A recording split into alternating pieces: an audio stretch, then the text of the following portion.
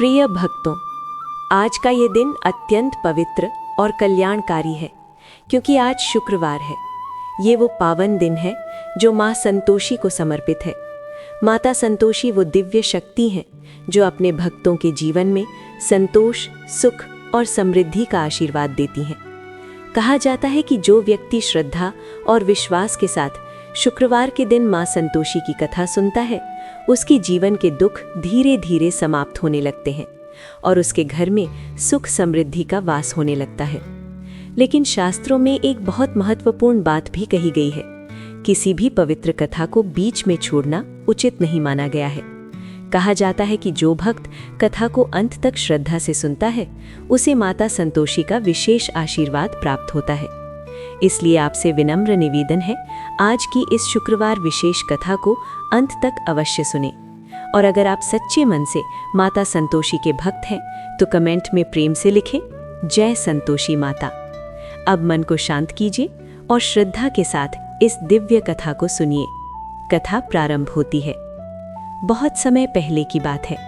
एक छोटे से गांव में सीता नाम की एक सरल और धार्मिक लड़की रहती थी। उसका स्वभाव बहुत ही शांत और सहनशील था।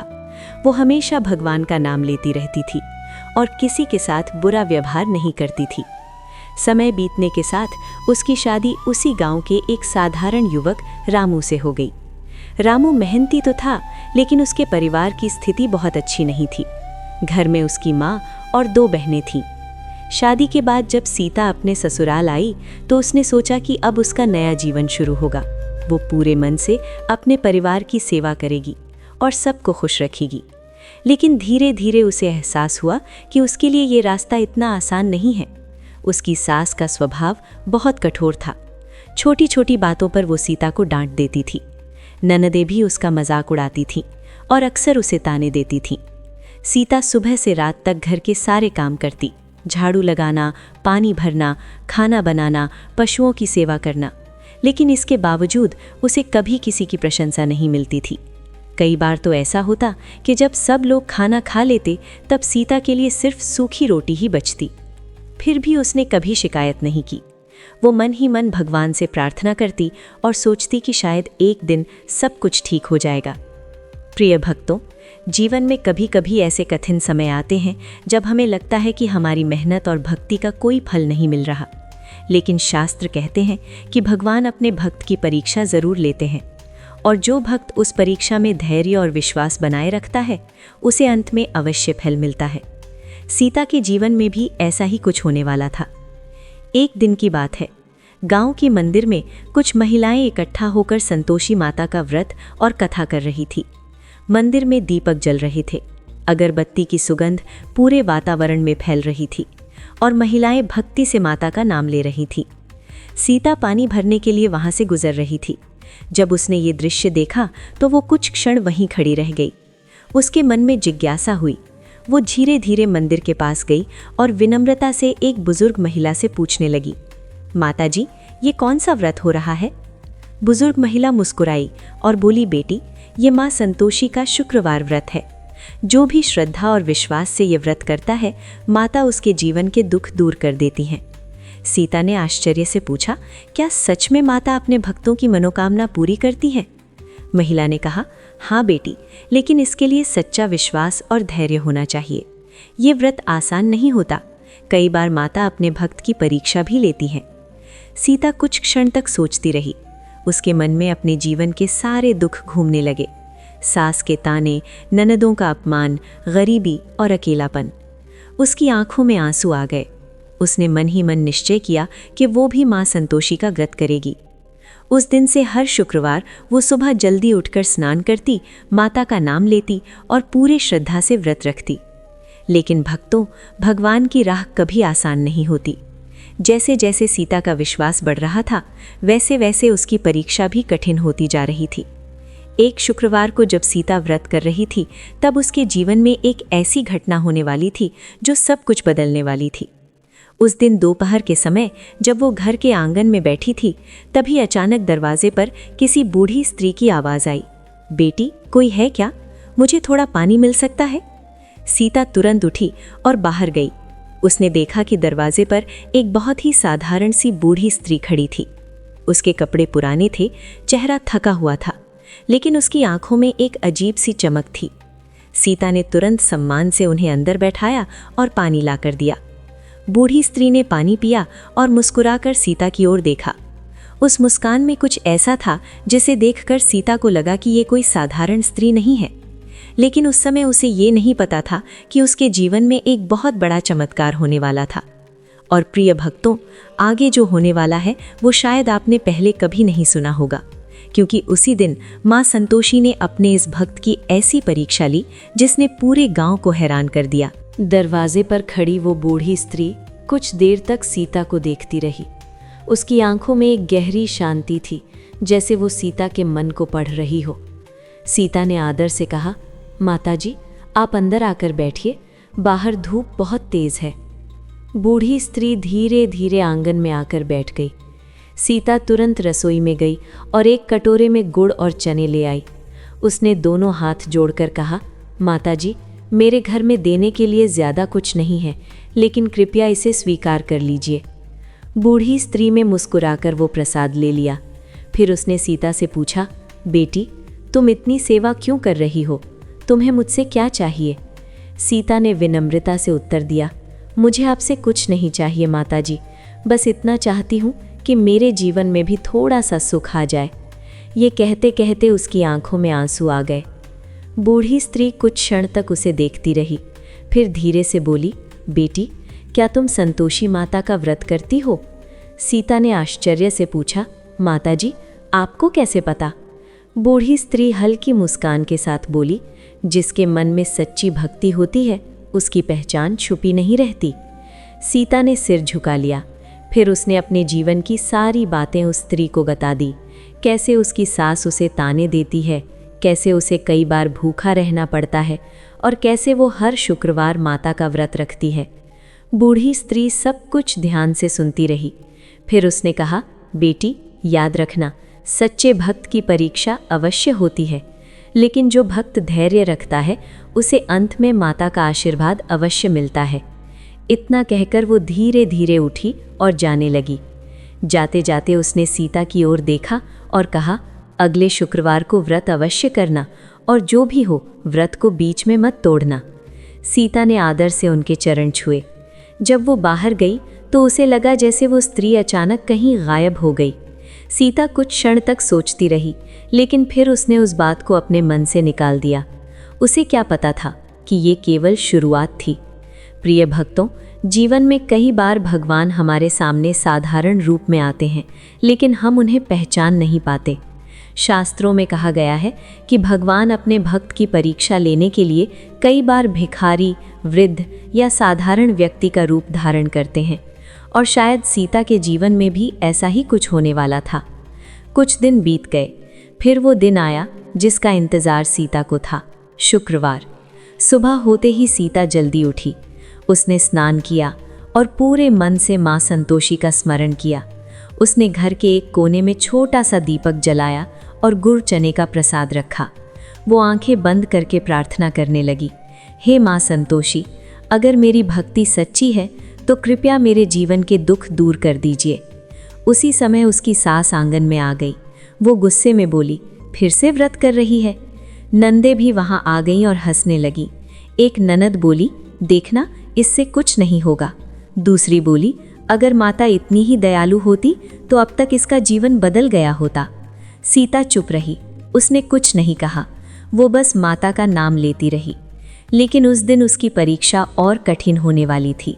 दोपहर के समय उसकी सास ने जानबूझकर घर में खट्टा खाना बनवाया। नींबू, इमली और अचार की खुशबू पूरे घर में फैल गई। सास ने सीता को बुलाया और कहा, ये खाना खा लो। सीता ने विनम्रता से कहा, माँ जी, आज मेरा व्रत है, मैं खट्टा नहीं खा सकती। सास गुस्से से बोली, हमारे घर में रहना है तो वही करना होगा जो हम कहेंगे। नंदे फिर से हंसने लगी, लेकिन सीता ने हाथ जोड़कर कहा, माँ जी, कृपया मुझे आज के दिन व्रत करने दीजिए। सास गुस्से में वहाँ से चली गई, लेकिन उसने मन ही मन तय कर लिया कि वो सीता का व्रत ज़रूर तुड़वाएगी। शाम होने लगी। सीता पूरे दिन भूखी रही, लेकिन उसके चेहरे पर शांति थी। वो बार बार माता का नाम ले रही थी। उसी समय अचानक दरवाजे पर दस्तक हुई। सीता बाहर गई और जैसे ही उसने दरवाज़ा खोला, उसके सामने वही बूढ़ी स्त्री खड़ी थी जो पिछले सप्ताह आई थी। सीता उन्हें देखकर खुश हो गई। उसने तुरंत उन्हें अंदर बुलाया। बूढ़ी स्त्री मुस्कुराकर बोली, बेटी, आज फिर व्रत कर रही हो? सीता ने सिर झुकाकर कहा, हाँ माताजी। बूढ़ी स्त्री ने पूछा, क्या आज फिर तुम्हें किसी ने परेशान किया? सीता कुछ क्षण चुप रही, फिर धीरे से बोली, माताजी, अगर जीवन में कष्ट न हो तो भक्ति की परीक्षा कैसे होगी? ये सुनकर बूढ़ी स्त्री की आंखों में चमक आ गई। उसने मन ही मन कुछ सोचा और उसी क्षण एक अद्भुत घटना होने वाली थी। लेकिन प्रिय भक्तों, आगे जो होने वाला है वो इतना अद्भुत है कि शायद आपने पहले कभी नहीं सुना होगा, क्योंकि उसी रात माँ संतोषी ने अपने इस भक्त की सबसे बड़ी परीक्षा लेने का निर्णय लिया। रात गहरी होने लगी। पूरे गांव में सन्नाटा फैल गया था। घर के सभी लोग अपने अपने कमरों में सो चुके थे, लेकिन सीता अभी भी आंगन के एक कोने में बैठी हुई थी। उसके सामने छोटा सा दीपक जल रहा था और वो हाथ जोड़कर माँ संतोषी का नाम ले रही थी। पूरे दिन के उपवास के बाद भी उसके चेहरे पर थकान से ज़्यादा शांति दिखाई दे रही थी। वो मन ही मन प्रार्थना कर रही थी, हे माँ संतोषी, अगर मेरी भक्ति सच्ची है तो मुझे शक्ति दीजिए कि मैं हर परीक्षा में धैर्य बनाए रख सकूं। उसी समय हल्की हवा चली और दीपक की लौ कुछ क्षण के लिए डगमगाई। सीता ने तुरंत हाथ से उसे बचा लिया। उसे ऐसा लगा जैसे कोई अदृश्य शक्ति उसके आसपास मौजूद हो, लेकिन उसने उस विचार को मन से निकाल दिया और फिर से ध्यान में बैठ गई। उधर घर के अंदर उसकी सास और ननदें अभी भी जाग रही थीं। वे आपस में बात कर रही थीं कि किसी भी तरह सीता का व्रत तुड़वाना चाहिए। एक ननद बोई, अगर ये ऐसे ही व्रत करती रही तो पता नहीं कब घर में हमें ही ताने सुनने पड़ जाएं। दूसरी ननद हंसते हुए बोली, चिंता मत करो, कल ऐसा काम करेंगे कि इसका व्रत अपने आप टूट जाएगा। सास ने भी उनकी बात से सहमति जताई और कहा, सुबह देखती हूँ ये कितनी बड़ी भक्त बनी फिरती है। लेकिन उन्हें क्या पता था कि उसी रात कुछ ऐसा होने वाला था जो उनके जीवन की दिशा ही बदल देगा। उधर सीता धीरे धीरे उठी और रसोई की ओर गई। उसने माता के लिए रखा हुआ प्रसाद देखा, गुड़ और चने। उसने दोनों हाथ जोड़कर माता को प्रणाम किया और बोली, माँ, अगर मैंने अनजाने में भी कोई गलती की हो तो मुझे क्षमा करना। फिर वो वापस आंगन में आकर बैठ गई। अचानक उसे लगा जैसे दरवाजे के बाहर किसी के कदमों की आहट हो रही है। पहले तो उसने सोचा कि शायद उसका भ्रम है, लेकिन कुछ ही क्षण बाद फिर से वही आवाज़ सुनाई दी। सीता धीरे धीरे दरवाजे की ओर बढ़ी। जैसे ही उसने दरवाज़ा खोला, उसके सामने वही बूढ़ी स्त्री खड़ी थी जो पिछले 2 शुक्रवार को भी आई थी। सीता उन्हें देखकर आश्चर्यचकित रह गई। इतनी रात को उनका आना उसे अजीब लगा, लेकिन फिर भी उसने आदर से कहा, माताजी, इतनी रात को आप? बूढ़ी स्त्री ने मुस्कुराकर कहा, बेटी, रास्ता लंबा था, सोचा तुम्हारे घर के सामने से गुजर रही थी तो तुमसे मिलती चलूं। सीता ने तुरंत उन्हें अंदर बुलाया और बैठने के लिए आसन दिया। बूढ़ी स्त्री ने चारों ओर देखा, फिर धीरे से बोली, बेटी, आज तुम्हारा व्रत पूरा हुआ या नहीं? सीता ने शांत स्वर में कहा, हाँ माताजी, आज भी मैंने पूरे मन से व्रत रखा है। बूढ़ी स्त्री कुछ क्षण तक उसे देखती रही, फिर बोली, अगर तुम्हें आज कुछ खट्टा खाने को दे देता तो क्या करती? सीता ने बिना सोचे उत्तर दिया, मैं विनम्रता से मना कर देती, क्योंकि व्रत में नियम सबसे महत्वपूर्ण होता है। ये सुनकर बूढ़ी स्त्री के चेहरे पर संतोष की मुस्कान आ गई, लेकिन उसी समय घर के अंदर से उसकी सास की आवाज़ आई, सीता, कहाँ हो तुम? सीता तुरंत उठी और अंदर चली गई। सास ने गुस्से में कहा, इतनी रात को बाहर क्या कर रही थी? सीता ने धीरे से कहा, माँ जी, बाहर एक बूढ़ी माता आई हैं, उन्हें पानी दिया था। सास ने नाराज होकर कहा, हर किसी को घर में बुला लेती हो। लेकिन जब वे बाहर आईं तो वहाँ कोई नहीं था। बूढ़ी स्त्री अचानक गायब हो चुकी थी। सीता हैरान रह गई। उसने चारों ओर देखा, लेकिन कहीं कोई दिखाई नहीं दिया। उस रात सीता बहुत देर तक यही सोचती रही कि वो बूढ़ी स्त्री आखिर थी कौन, लेकिन धीरे धीरे उसकी आंख लग गई।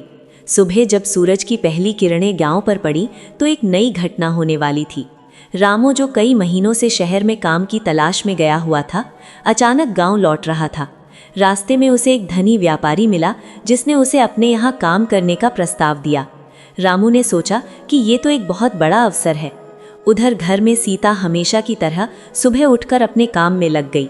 उसे अभी भी ये नहीं पता था कि उसके जीवन में धीरे धीरे बदलाव शुरू हो चुका है। प्रिय भक्तों, शास्त्रों में कहा गया है कि जब भगवान अपने भक्त पर कृपा करने का निर्णय लेते हैं तो पहले उसकी परीक्षा पूरी करते हैं और फिर अचानक उसके जीवन में चमत्कार होने लगते हैं।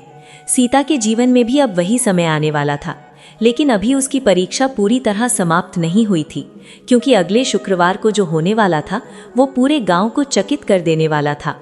और उसी दिन माँ संतोषी अपने वास्तविक स्वरूप में प्रकट होने वाली थीं।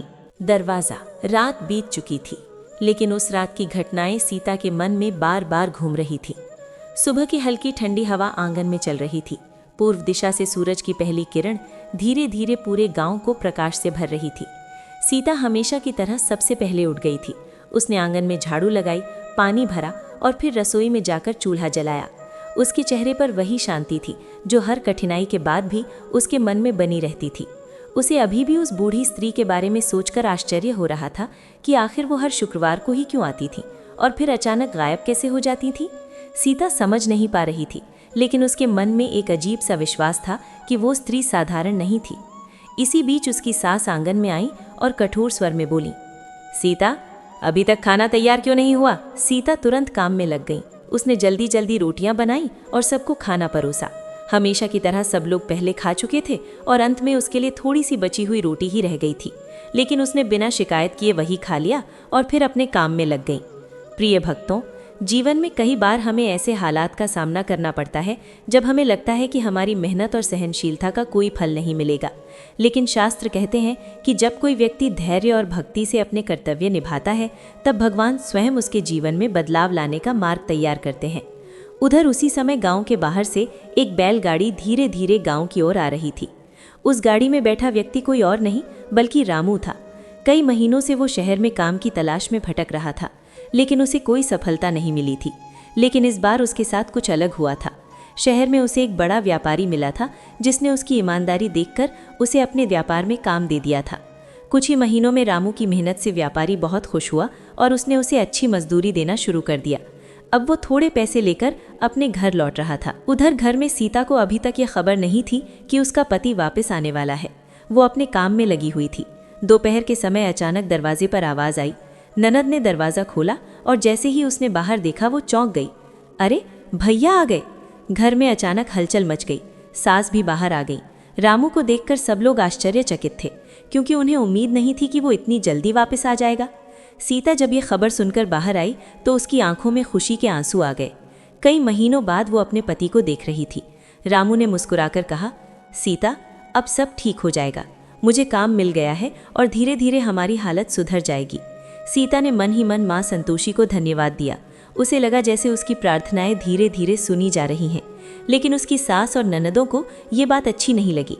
उन्हें डर था कि अगर रामू कमाने लगा तो घर में सीता की इज्जत बढ़ जाएगी। इसलिए वो मन ही मन कोई नया तरीका सोचने लगी जिससे सीता को फिर से परेशान किया जा सके। कुछ दिन बीत गए। घर का माहौल ऊपर ऊपर से शांत था, लेकिन अंदर ही अंदर जलन और ईर्ष्या बढ़ रही थी। फिर एक बार वो दिन आया जिसका सीता को इंतजार रहता था, शुक्रवार। सुबह होते ही उसने स्नान किया और पूरे श्रद्धा से माँ संतोषी का व्रत रखा। उसने दीपक जलाया और गुड़ चने का प्रसाद रखा। वो आंखें बंद करके प्रार्थना कर रही थी, हे माँ संतोषी, मुझे इतना धैर्य दीजिए कि मैं हर परिस्थिति में आपकी भक्ति बनाए रख सकूं। उसी समय उसकी ननदें आंगन में आईं और आपस में धीरे धीरे बात करने लगी। वो फिर से सीता का व्रत तोड़वाने की योजना बना रही थी। एक ननद बोली, आज ऐसा करेंगे कि इसका व्रत अपने आप टूट जाएगा। दूसरी बोली, हाँ, देखते हैं इसकी भक्ति कितनी मजबूत है। उधर सीता को इन बातों का पता नहीं था। वो पूरी श्रद्धा से पूजा में लगी हुई थी। दोपहर के समय अचानक वही बूढ़ी स्त्री दरवाजे पर फिर से दिखाई दी। सीता उन्हें देखकर खुश हो गई। उसने तुरंत उन्हें अंदर बुलाया और आदर से बैठाया। बूढ़ी स्त्री ने मुस्कुराकर पूछा, बेटी, क्या आज भी व्रत कर रही हो? सीता ने सिर झुकाकर कहा, हाँ माताजी, जब तक माँ संतोषी की कृपा नहीं मिलती मैं ये व्रत नहीं छोड़ूंगी। ये सुनकर बूढ़ी स्त्री की आंखों में एक दिव्य चमक दिखाई दी। लेकिन उसी समय घर के अंदर से ननदों की आवाज़ आई। वो कुछ बच्चों को बुला रही थी और धीरे धीरे उन्हें कुछ समझा रही थी। सीता को ये पता नहीं था कि अगले ही कुछ क्षणों में उसकी भक्ति की सबसे बड़ी परीक्षा होने वाली थी, क्योंकि ननदों ने बच्चों को खट्टा खाने के लिए भेजने की योजना बना ली थी और अगर सीता से कोई गलती हो जाती तो उसका व्रत उसी क्षण टूट जाता। लेकिन प्रिय भक्तों, आगे जो होने वाला है वो इतना अद्भुत है कि पूरे गांव के लोग उसे देखकर आश्चर्य में पड़ गए, क्योंकि उसी दिन माँ संतोषी अपने भक्त की रक्षा करने के लिए स्वयं एक चमत्कार करने वाली थी। घर के आंगन में उस समय एक अजीब सा वातावरण था। बाहर से सब कुछ सामान्य दिखाई दे रहा था, लेकिन अंदर ही अंदर एक बड़ी परीक्षा की घड़ी आने वाली थी। सीता पूरी श्रद्धा से माँ संतोषी के सामने बैठकर प्रार्थना कर रही थी। उसके सामने दीपक जल रहा था और गुड़ चने का प्रसाद रखा हुआ था। वो आंखें बंद करके धीरे धीरे मंत्र बोल रही थी, जय माँ संतोषी, जय माँ संतोषी। उधर उसकी ननदें अपने मन में एक चाल चल चुकी थी। उन्होंने मोहल्ले के कुछ छोटे बच्चों को बुलाया और उन्हें चुपके से कुछ सिक्के दिए। फिर उनसे कहा, जब सीता भाभी तुम्हें खाना दे तो उनसे खट्टा मांगना। अगर वो खट्टा दे देंगी तो उनका व्रत टूट जाएगा। बच्चे मासूम थे, उन्हें इस बात का अर्थ नहीं पता था। वे खुशी खुशी खेलने के अंदाज में आंगन की ओर बढ़ गए। सीता अभी भी पूजा में बैठी हुई थी। तभी कुछ बच्चों की आवाज़ सुनाई दी, भाभी हमें भूख लगी है, कुछ खाने को दे दो। सीता ने आंखें खोली और मुस्कुराकर उठी। बच्चों को देखकर उसके मन में ममता जाग गई। उसने तुरंत रसोई में जाकर गुड़ और चने निकाल लिए और उन्हें देने लगी। लेकिन तभी एक बच्चे ने कहा, भाभी हमें कुछ खट्टा भी चाहिए, अचार दे दो। ये सुनते ही सीता कुछ क्षण के लिए चुप हो गई। उसके मन में विचार आया कि आज उसका व्रत है और व्रत में खट्टा देना भी नियम के विरुद्ध माना जाता है। उसने धीरे से कहा, बेटा आज मैं तुम्हें खट्टा नहीं दे सकती, तुम गुड़ चना ले लो। लेकिन बच्चों ने जिद पकड़ ली। वे बार बार खट्टा मांगने लगे। सीता असमंजस में पड़ गई। वो बच्चों को मना भी नहीं करना चाहती थी और व्रत का नियम भी नहीं तोड़ना चाहती थी। उसी समय अचानक एक हल्की हवा चली और दीपक की लौ तेज हो गई। सीता को ऐसा लगा जैसे किसी ने उसके मन में धीरे से कहा, धैर्य रखो। सीता ने बच्चों को प्यार से समझाया और कहा, बेटा आज खट्टा मत मांगो, ये माता का नियम है। बच्चे थोड़ी देर बाद वहां से चले गए। ननदें दूर खड़ी ये सब देख रही थीं। उन्हें गुस्सा आ गया क्योंकि उनकी योजना सफल नहीं हुई थी। शाम होने लगी। सीता ने पूरे नियम से पूजा पूरी की और माता को प्रसाद चढ़ाया। उसके मन में एक अजीब सी शांति थी। उसे ऐसा लग रहा था जैसे आज कुछ विशेष होने वाला है। उसी समय दरवाजे पर फिर से वही बूढ़ी स्त्री दिखाई दी।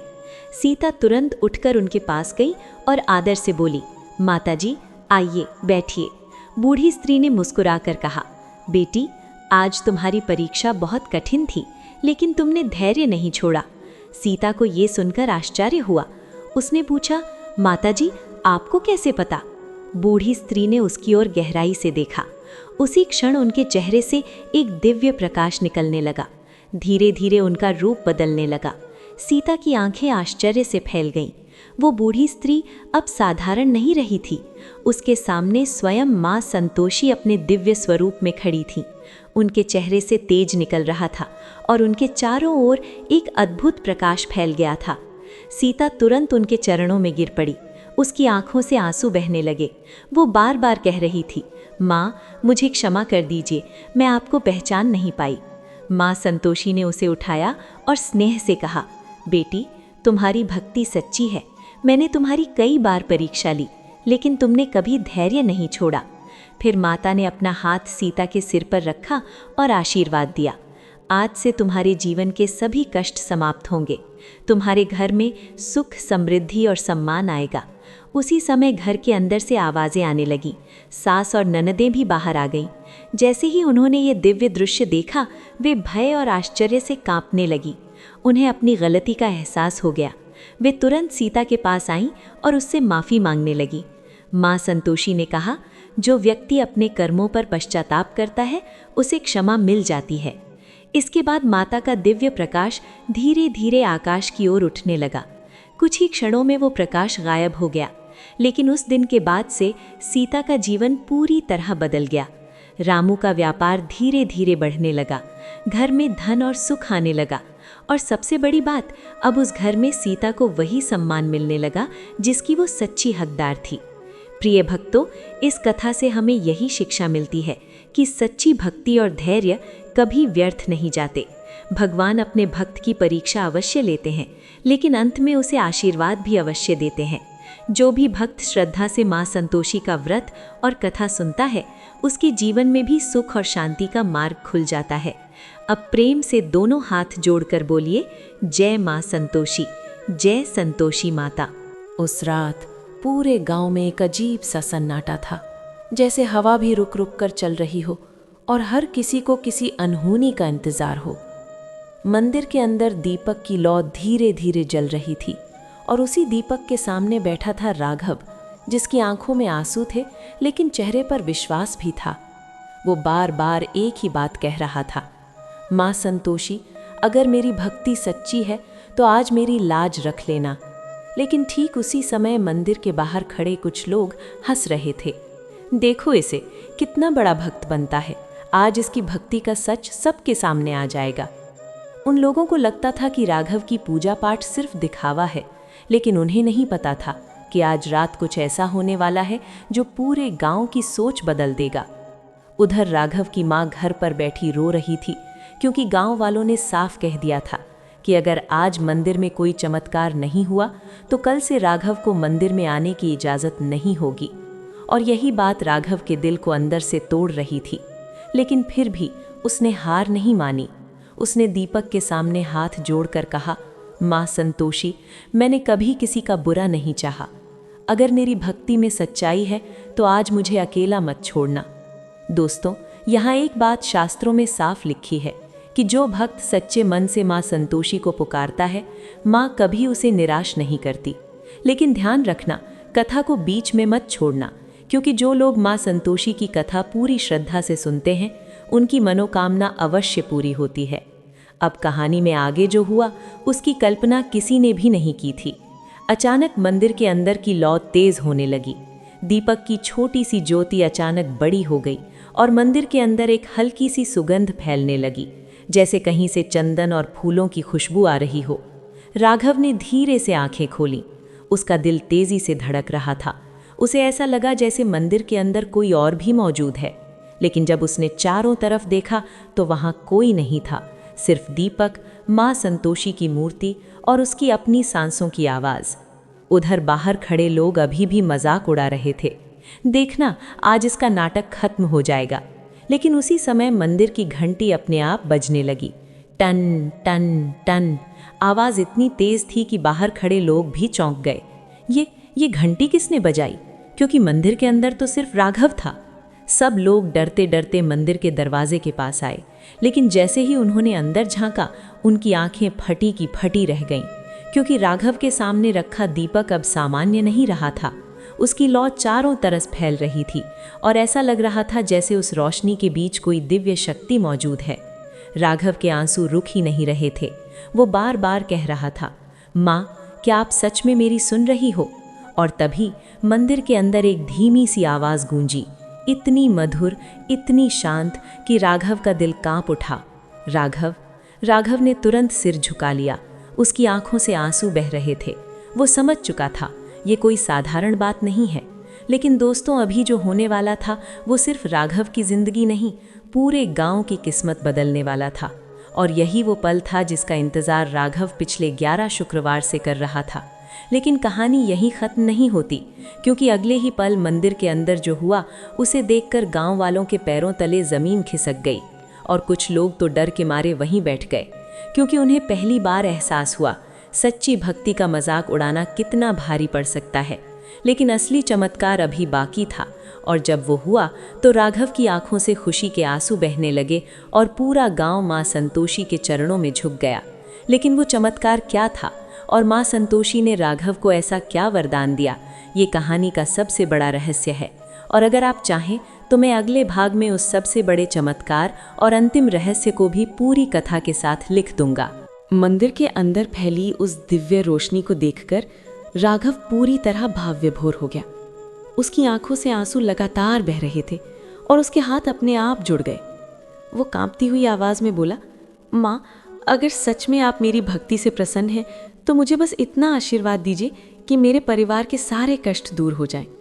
उसी क्षण मंदिर के अंदर फिर वही मधुर आवाज़ गूंजी, राघव, तुम्हारी भक्ति सच्ची है, तुमने अपमान सहा, भूख सहन की, लेकिन विश्वास नहीं छोड़ा।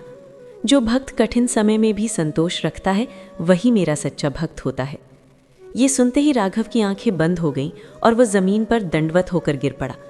उसी समय मंदिर के बाहर खड़े सभी लोग ये आवाज़ साफ साफ सुन रहे थे। जो लोग थोड़ी देर पहले उसका मजाक उड़ा रहे थे, उनके चेहरे पर डर और आश्चर्य दोनों दिखाई दे रहे थे। गांव के मुखिया ने धीरे से कहा, आज तक हमने कई कथाएं सुनी थीं, लेकिन ऐसा चमत्कार कभी नहीं देखा। तभी मंदिर के अंदर की रोशनी धीरे धीरे शांत होने लगी और मां संतोषी की मूर्ति के सामने एक छोटी सी थाली दिखाई दी, जिसमें गुड़ और चने रखे हुए थे। राघव ने जब आंखें खोली तो वो दृश्य देखकर उसकी खुशी का ठिकाना नहीं रहा। उसे समझ आ गया कि ये स्वयं मां संतोषी का प्रसाद है। राघव ने वो प्रसाद उठाकर माथे से लगाया और रोते हुए बोला, मां, आज आपने मेरे विश्वास को सच कर दिया। कुछ ही देर में पूरे गांव के लोग मंदिर के अंदर आ गए। जो लोग पहले राघव को ताने मारते थे, वही अब उसके सामने सिर झुका रहे थे। गांव की एक बुजुर्ग महिला बोली, बेटा राघव, हमें माफ कर दो, हम तुम्हारी भक्ति को समझ नहीं पाए। राघव ने विनम्रता से कहा, मुझे नहीं, मां संतोषी से क्षमा मांगो, वही सबकी सुनती है। उस दिन के बाद पूरे गांव में एक बड़ा परिवर्तन आया। हर शुक्रवार को मंदिर में माता संतोषी की कथा होने लगी। लोग गुड़ और चने का प्रसाद चढ़ाने लगे और सच्चे मन से मां की पूजा करने लगे। राघव के घर की स्थिति भी धीरे धीरे बदलने लगी। जहां पहले गरीबी और दुख था, वहीं अब सुख और शांति का वास होने लगा। उसके परिवार में खुशहाली आने लगी और गांव के लोग उसे सम्मान की दृष्टि से देखने लगे। इस कथा से हमें एक बहुत बड़ा संदेश मिलता है कि सच्ची भक्ति में दिखावा नहीं होता, उसमें धैर्य और विश्वास होता है। जो व्यक्ति कठिन परिस्थितियों में भी संतोष रखता है और ईश्वर पर भरोसा नहीं छोड़ता, उसकी सहायता स्वयं भगवान करते हैं।